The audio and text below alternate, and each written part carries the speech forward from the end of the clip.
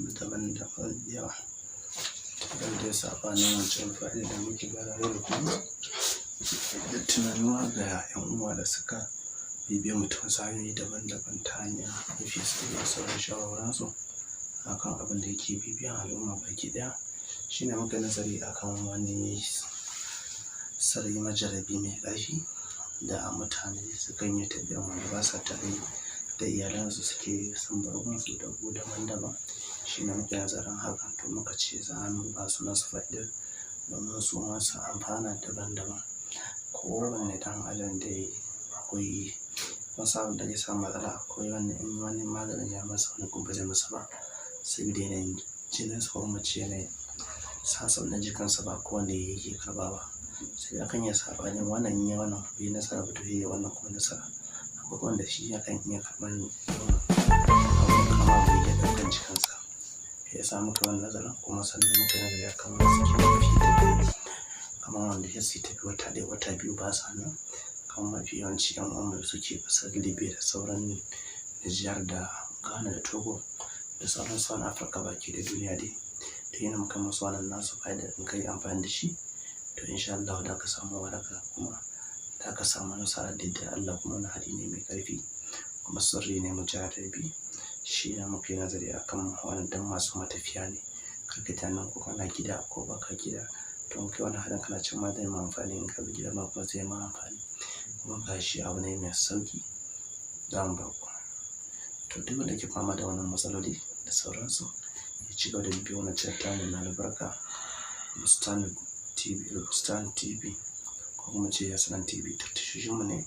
da sauran makamantan wannan channel namu. Abin da aka nema shi ne na farko duk wanda ke fama kan wannan shi ya san baya gari ya wani gari daban to ga abin da zai nema. Na farko dai ka san citta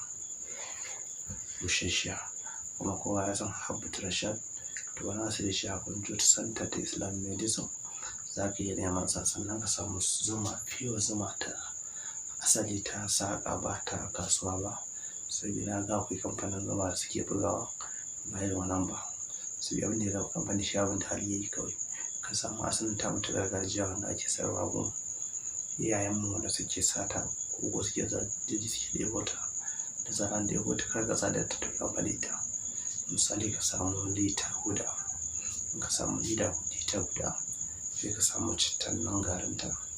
haka Habbat Rashad da jima ka samu ka daga shi ya zama gari. In ka samu lita ta zama lita ɗaya sai ka samu citta cokali 3 sai ka samu garin Habbat Rashad din nan misali cokali 5 ko 6 sai ka da su guda sai ka gauraya su in gauraya su to sai ka sha cokali 1 safe ka sha kuma cokali 1 da dare to ka ɗauki wannan tsawon in kana nesa duk bai ɗaga maka hankali ba amma za ka samu lafiya wadatacciya ko duk lokacin da ka dawo gida kusa da iyalanka za ka canji fiye da inda kake tunani. Shi ne wannan kashi na biyu kuma to dai ba za mu sa kashi na biyu ba kar abin yawa. Kashi na biyu kuma can ɗin mu da ta gaba yana barka zan ba da fa'ida kashi na biyu in Allah ya yarda a karo na biyu wanda ita kuma ta yi ta wannan sauƙi abin da ku nema ku yi amfani da shi. Shi ne wannan abin da muka faɗa muku muka faɗa dukkanin da kai za ka yi amfani da shi sannan kuma da yawan mu shawara ga masu yin tambaya sannan comment section su yi rubuta mana tambayoyinmu haka kuma zalika duk wanda ke buƙatar da ci gaba bibiyar tambayar da farka da yi subscribe sannan idan like da na karrawa ana musu na wasanni abin su da shi ga sauran al'ummar musulmi su amfana sannan abin su da ka kai wa annabi rahama salati shine abin su da muke so a wajen ka sannan ka tura wa 'yan uwa. Na tattata da mutane duk mutum da ke da buƙatar maganin mu shine zai gyara lambar da muke sawa domin mu ci abubuwan da ya zo da shi ko kuma mana text message number ɗin za mu duba lokacin muka samu ya wuce ya kira ko kuma mu kira shi mu tattauna da shi akan wannan buƙatar ta sabon nan tunda wanda yake so mu kalla kan mu ne shine wanda zai taimaka mana amma in dai ka san abin da ka kalla ne baka fahimta ko kuma gane ba ka mana comment section ka mana rubutu a description comment section ko description duka shi na mai an samu tambayoyi a cikin sauki amma ba wai ka kira na cikin wani abu sai ina da uzuri da sauransu shi ne muke mutum shawara duk lokacin da muke wannan zai iya rubuta number sa. Ci gaba da magana to ina ganin da mu dakata.